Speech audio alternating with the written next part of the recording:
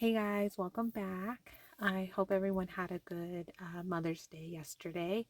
I did. It was great. I went to church and it was beautiful. It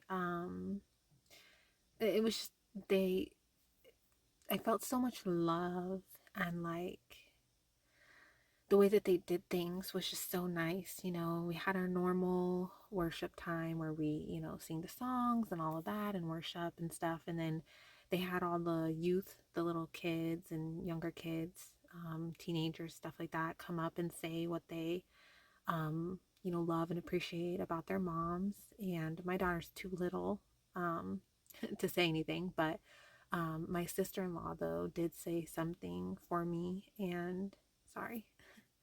It was beautiful. And then the pastor talked and everything. And at the end, he asked all the moms to come up to the altar and they just blessed over us and prayed over us. And um, it was just beautiful. And I had never felt so much, um, just, what's the word? Like, just pure love. Like it didn't feel like there was any strings attached or alternative motives. It just felt pure and it just felt genuine, and it was just pure just love, and it was just so great. And to feel that, it was just very beautiful. And when I left church, I just texted my mom a bunch of stuff. I didn't call her because I knew I wouldn't be able to convey the words that I wanted to say, um, especially because I was so emotional. So I ended up texting her. But it was beautiful and it was great. And then we went to my husband's family. They had a Mother's Day, gathering at his aunt's house, food, stuff like that. And that was nice. Um, but I think I got on the topic somehow. Um, with my sister-in-law and her husband and my mother-in-law about why does God allow bad things to happen and why does he protect some people and not. And they're Christians. They love God, they go to church regularly, they serve God, they have faith, they've had God in their lives for years, especially my mother-in-law. And I have to say, guys, their answers and their reasonings did not uh, do anything for me. It didn't feel like I got any real answers. Um, and so I just was sitting there at the table, like just even more confused and feeling lost. And it just snowballed into just me feeling so I just wanted to cry, if I'm being honest, because I just was like, I just want answers. I just want peace. I want, to be at peace with these things. I don't want to sit here and question all these things and feel this way, how I have been the past couple of days. And if you don't know how I've been feeling, watch my last two videos and you'll find out. um, Anyway, so last night I decided not to make a video because I wanted to pray instead and just really stop avoiding God and just get to the nitty gritty and ask Him the things I want to know. And I didn't so much ask Him, I more just prayed for answers and understanding of Him and why He does certain things and doesn't do certain things, and just understanding Him better. And I asked for peace above all, with being at peace with not needing to know all the answers and not needing to understand everything, because that is a big problem for me. Something simple like, you know, the way my husband does something, I want to understand why. I want to understand the why behind it. But I don't need to understand. That's just something, that's a coping mechanism that I developed from the childhood trauma I went through. I learned and that if I understood things and this and that, I could try to, understand it better and then be able to cope with it better. I don't fully understand it, but it's a coping skill and mechanism that I learned to do. And I just really just prayed and prayed and was like, God, like, please just give me peace with, let me be at peace and be okay with not needing to know all the answers, with not needing to know why you do things and why you don't, and why, is there such evil in the world and such horrible things, and why do you allow some of it to happen? Um and I know that a big part of it though is free will. It's very important to God that we have free will. So, and what comes along with free will is sometimes really bad consequences. And sometimes innocent people, um, whether adults or children, are the bearer of the bad consequence. And sometimes it is horrific things. And I know that free will is important and he's not going to interfere with that. And it is hard and it is something that I'm struggling with, but I think that it God will help me find peace and help me find acceptance with not needing to know everything, and with trusting him and trusting that he knows what he's doing, because he is bigger than us. He created everything, our whole universe, all of us, and it's beautifully created. If you really sit down and think about how everything works and how everything happens, and how, our bodies work, and the ground and the trees and the animals, and the ecosystem and everything, it's beyond anything that we could possibly ever even dream of making and building. God is eons above us, and I have to accept and just have faith and trust that he knows what he's doing, even with the bad stuff. And that, I know that that's hard. And I know some people are probably like, well, you've never had something bad, this and that. I've had bad in my life. I've seen evil. I've lived with evil. Okay? Like, I may not have had really, really horrific things happen to me, but I have had my fair share of evil and bad things. And I just, for whatever reason, I'm, there's a part of me that is just like, instead of, even if I got the answers of why these bad things are happening and why this happens and that happens and why God does this and that, what would that change? Honestly, think about it. What would having these answers change for you?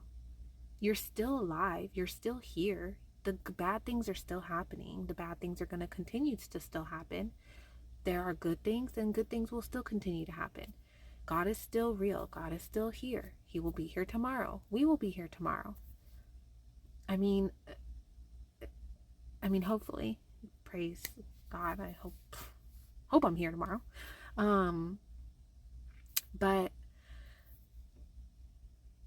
that's another thing that I have to remind myself is, even if I did have these answers, honestly, what would that change? Wouldn't it just make me have more questions and be more curious and want more? At some point, you have to just sit down and just be like, at peace with not needing to know everything.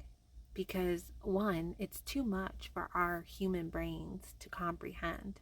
that I think that's part of the reason why when you question things and you ask hard questions and it gives you anxiety and it makes your head hurt, is because it's too much. It's too much for us. It's too much for us to know. It's too much for us to handle as humans.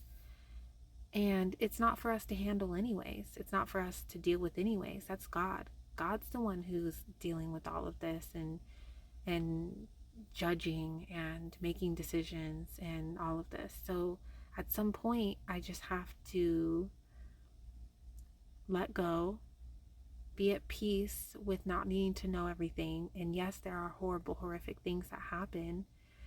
And whether God intervenes or not, or why these horrific evil is even a thing, even alive, why is there even such evil? That's also a question I don't need to know, or an answer I need. I mean, honestly, what would I do with that answer? Like, there's nothing I would do substantially with that answer, really. I mean, the only thing it would probably do would be make me have more questions. So at this point in time, I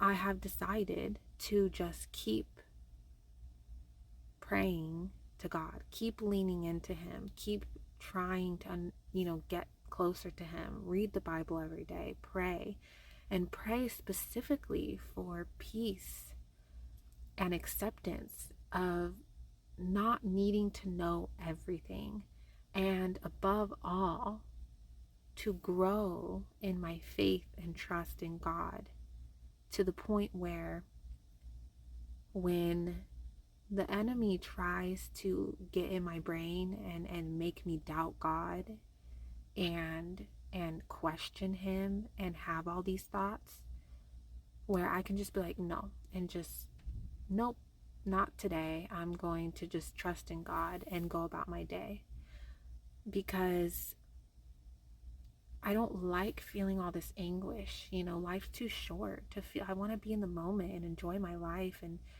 and be grateful for the blessings I do have and whatever God is willing to give me and bless me with in my life.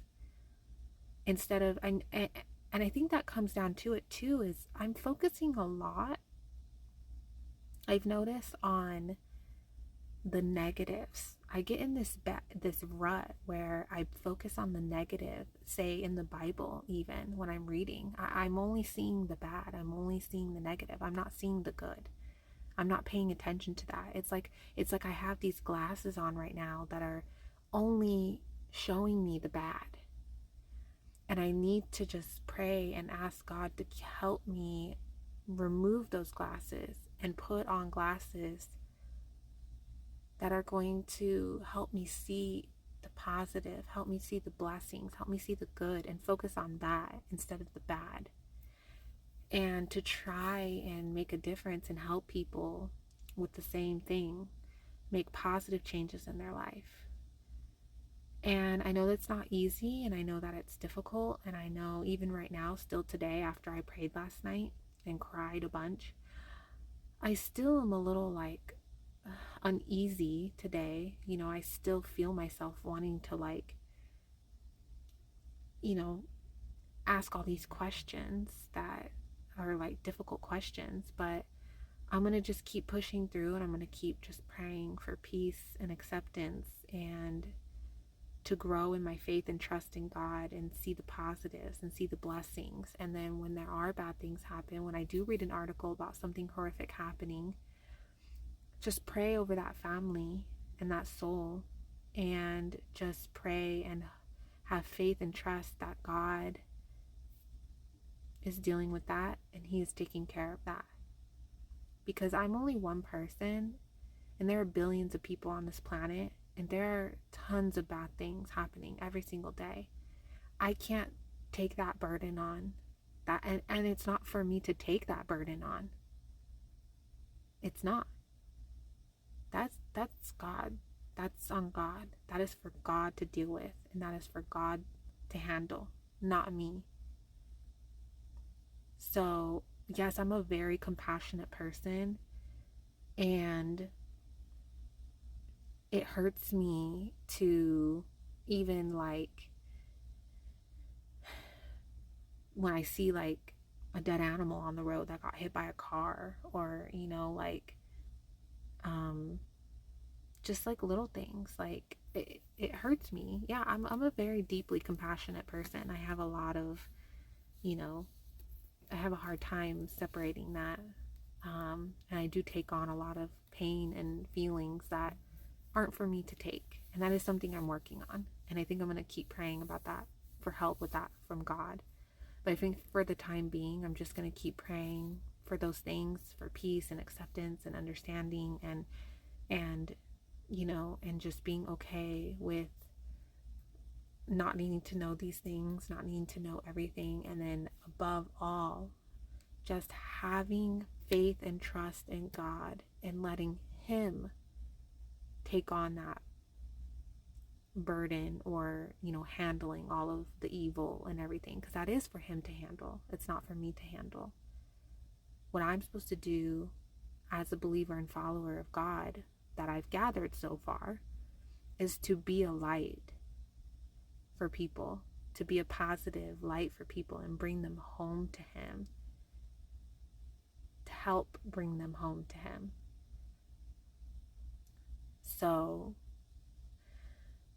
that's what I'm going to do. And I'm just going to keep praying and hope that God heals my pain. Because that's another thing I asked Him last night, was to heal my pain that I have from the things that I've gone through. Because I think that it can be healed. Because, for example, I'll say this real quick before we start the chapters for today. I'll be quick. When, as a mom, I, birthed my child, and it was a horrible pregnancy. It was bad. And when I first had her, the thought of even being pregnant ever again just made me want to throw up, because it was such a terrible pregnancy. The delivery was terrible. The postpartum, all of it. It was horrible. I actually did not start enjoying my daughter until she was about probably like 6 months or something like that. And I know that sucks to hear, but it's true. I did not. It was horrible. I would look at her in my arms taking a nap, and I would just be like it's like I couldn't even allow myself to enjoy it, because I was just so like, oof. Anyways, over time now, though, my daughter's almost a year and a half now, all the things that I went through are starting to fade. And I'm starting to find myself wanting to have another baby, be pregnant. Because the result of all that pain and uncomfortableness and all the stuff I went through was worth it. It was beyond worth it. My daughter is worth it. And it's so wild to me that I feel this way. And I think that, yes, I went through a lot of bad things, and I've had a rough life, but I think that I'm now over the hump, and I now am in a place where God is healing that pain, and that one day I'll look back and I'll be like, okay, all of it was worth it to get to where I am today. And I'm not quite there yet, but I feel like that's where we're going with this. So, on this path with God. So I just, that was another thing I prayed for last night, was just for Him to continue healing my pain, so that it's just a faded memory. And I already feel that way in some ways. So to already feel that way with just 7 months of having God in my life and getting to know Him, I know that God can heal this pain. He can heal this hurt in me, and He can show me things and give me blessings that I can't even imagine. So, yes, having complete faith and trust in Him is difficult some days, but I do think that is possible. And I think that if you keep praying on it and keep pushing and keep getting to know Him and keep trying to build a relationship with Him, I think that He can give you that peace and that faith and trust in Him. And so, no, I don't have an exact answer. Why does God allow really bad things to happen? Or why does He protect some people or some situations and not others? I don't have the answers, and I honestly don't think I'll ever get the exact answer. I mean, I know that there's people who have like answers, but and I just have to be at peace with that, because honestly, I'm not going to sit here and be in anguish and chase my whole life for answers that probably are not really meant for us to know anyways. So I'm just going to keep praying for that peace and that faith and trust, and just try harder to just lean into God and let Him take the wheel and let Him deal with all of this, and just do the things that He wants me to do as a human here on earth. So, and then in the meantime, also just enjoy the blessings that I have, enjoy the small moments, enjoy each day. Because I can't imagine God not wanting us to also enjoy our lives. Like, if you're a parent, you want your child to enjoy their life too. Yeah, you want them to learn valuable skills and things, and thrive and prepare them to be a thriving adult. But you also want them to be joyful and happy and enjoy their life. So I don't think it's unreasonable for God to want the same thing for us. I mean, He created this beautiful home for us on earth. I mean, I don't know. I don't know, guys. I definitely think that it's a journey with God, for sure, but it's worth it. So, okay, let's see what Mr. Job is up to. Probably still seems like we're still just struggling here, but let's get into it. There are those who rebel against the light. They do not know its ways, nor abide in its paths. The murderer rises with the light. He kills the poor and needy, and in the night he is like a thief. The eye of the adulterer waits for the twilight, saying, "No eye will see me," and he disguises his face. In the dark, they break into houses which they marked for themselves in the daytime. They do not know the light, for the morning is the same to them as the shadow of death. If someone recognizes them, they are in the terrors of the shadow of death. They should be swift on the face of the waters. Their portion should be cursed in the earth, so that no one would turn into the way of their vineyards. As drought and heat consume the snow waters, so the grave consumes those who have sinned. The womb should forget him. The worm should feed sweetly on him. He should be remembered no more, and wickedness should be broken like a tree. For he preys on the barren who do not bear, and does no good for the widow. But God draws the mighty away with his power. He rises up, but no man is sure of life. He gives them security, and they rely on it. Yet his eyes are on their ways. They are exalted for a little while. Then they are gone. They are brought low. They are taken out of the way like all others. They dry out like the heads of grain. Now, if it is not so, who will prove me a liar and make my speech worth nothing? Then Bildad the Shuhite answered and said, Dominion and fear belong to him. He makes peace in his high places. Is there any number to his armies? Upon whom does his light not rise? How then can man be righteous before God? Or how can he be pure who is born of a woman? If even the moon does not shine, and the stars are not pure in his sight, how much less man, who is a maggot, and a son of man, who is a worm? But Job answered and said, How have you helped him who is without power? How have you saved the arm that has no strength? How have you counseled one who has no wisdom? And how have you declared sound advice to many? To whom have you uttered words, and whose spirit came from you? The dead tremble, those under the waters and those inhabiting them. Sheol is naked before him, and destruction has no covering.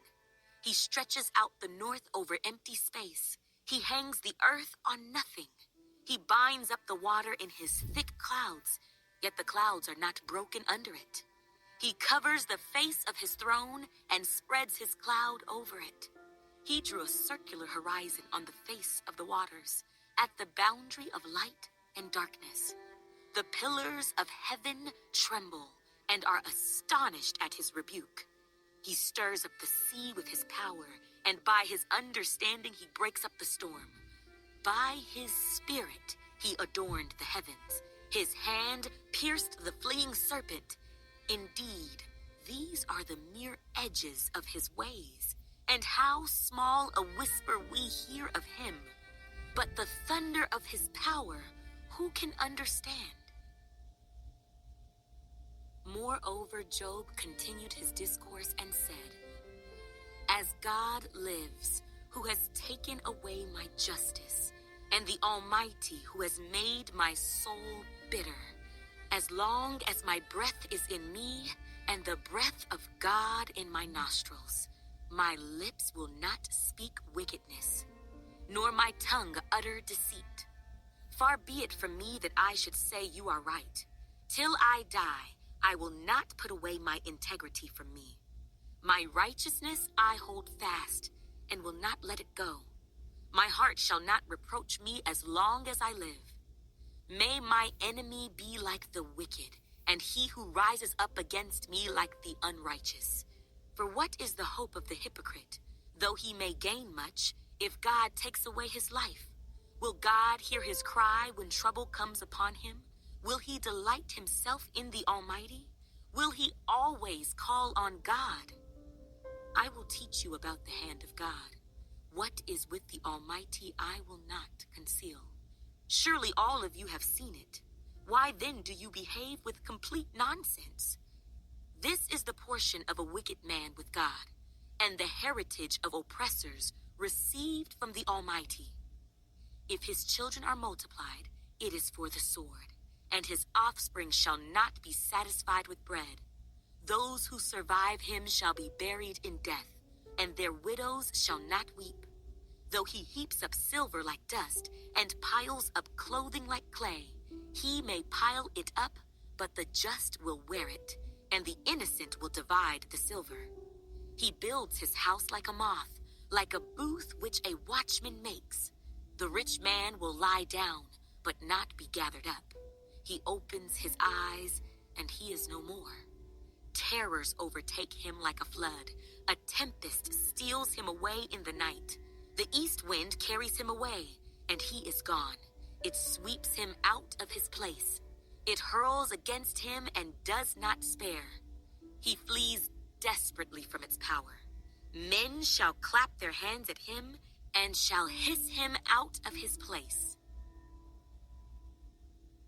Surely there is a mine for silver, and a place where gold is refined.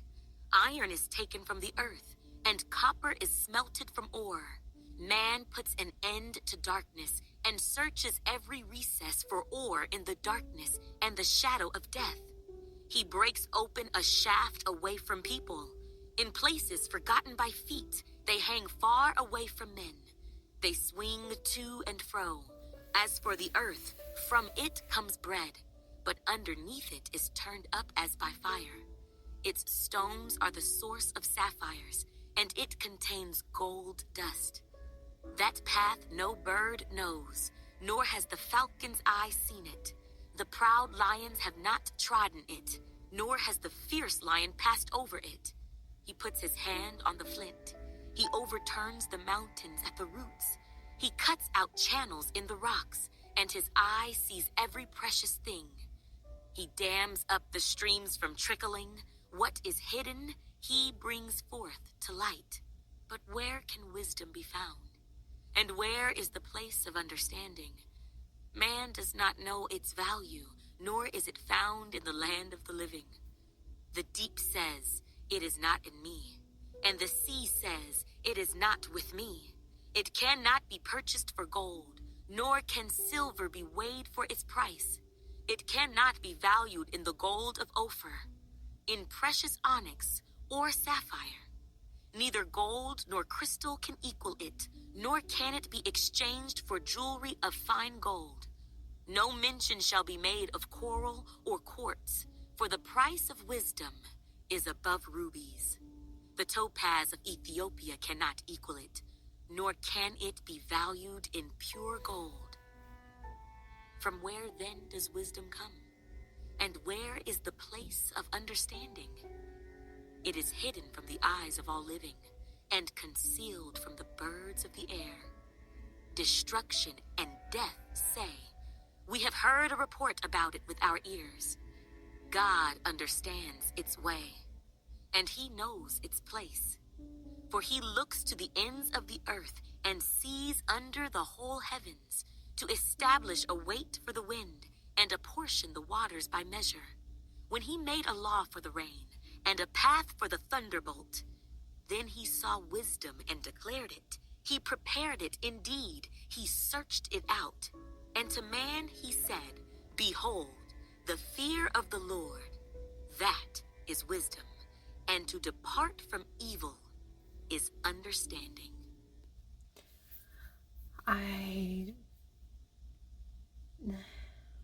That's a pretty good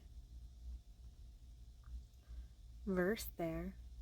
Behold, the fear of the Lord, that is wisdom, and to depart from evil is understanding. I do think that the more I get to know God and the more I read the Bible and the more I truly grasp the bigness of God and everything he's done, and the fact that he can take all of this away in an instant, literally.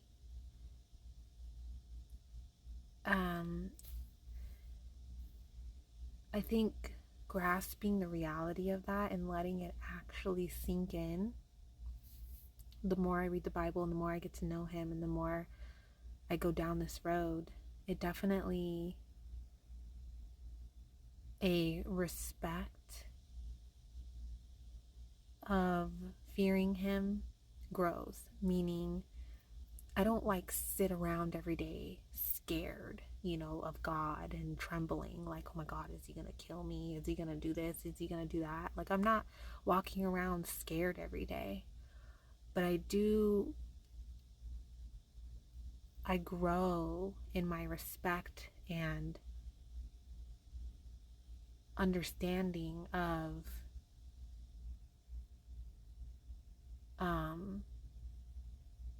yes, like, we should fear God, because he did create everything and he can take everything away, and he can punish us, he can do whatever, he's God. And I don't think he wants us to walk around like scared of him and fearful of him every day. I think he just wants us to, it's almost just like an acknowledgement, like understanding that, respecting that, and having respect for that he can, do anything. And, coming to that realization and just accepting it. It's not easy. It definitely is something that just, I think takes a little time, um but when I first started this journey, before I started this journey, when my husband would say, like when people would say, oh, fear God, I definitely thought about it more as fearing him, like being scared of him every day, And I don't think that that's correct. I don't think that that's what God wants from us. I think he just wants us to recognize and accept and have respect for the fact that he is God and he created everything and he can take everything away and he can punish us if necessary or if needed. And we should respect that. I don't think he wants us walking around every day scared to death of him and fearful of him and the things he can do. I don't think that that's how he wants the fear of him to be in us. I hope I'm saying this correctly and I hope I'm getting across what I'm trying to say. But that's just how I feel about it. I mean, I could be wrong, I don't know, but that's just, that to me is what, like, I'm gathering, what I'm feeling, what I'm gathering from God. But that's, I don't know. I mean, no one's, I don't think anyone can sit down and say, okay, exactly what, you know, it's not like God wrote a playbook for someone and was like, okay, like this is exactly what I mean by all these things. I think that he wrote the Bible, or not wrote the Bible himself, but the Bible is his word and stuff. And I think that there are people that can misinterpret it and twist the words. So I think the best thing you can do is just ask God for help and understanding and be open to the fact that you might be wrong. So that is just what I feel from what I've read and from the relationship I've built with God, that's what I feel like he's meaning by fear him. So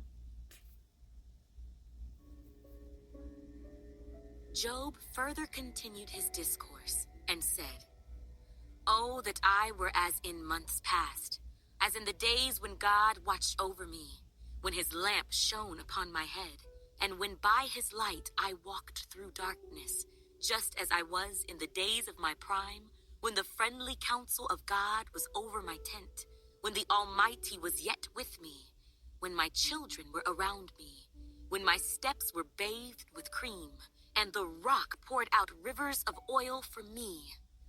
When I went out to the gate by the city, when I took my seat in the open square, the young men saw me and hid, and the aged arose and stood. The princes refrained from talking, and put their hand on their mouth. The voice of nobles was hushed, and their tongues stuck to the roof of their mouth. When the ear heard, then it blessed me, and when the eye saw, then it approved me, because I delivered the poor who cried out, the fatherless and the one who had no helper. The blessing of a perishing man came upon me, and I caused the widow's heart to sing for joy." okay, guys, we're all done. We'll just keep chugging along. I do feel very strongly that I should, when I get done with Job, I feel very strongly about rereading it in like more of a like one sitting kind of way, like just reading the whole book instead of like a few chapters each day. Just to kind of go back and see like if I can understand it a little bit better. Because I feel like this conversation he's been going on and on about with his friends has lasted a long time. So hopefully tomorrow we get to the end of all of this and see what's going on. So I don't know. All right, guys, have a great night, and I will see you tomorrow.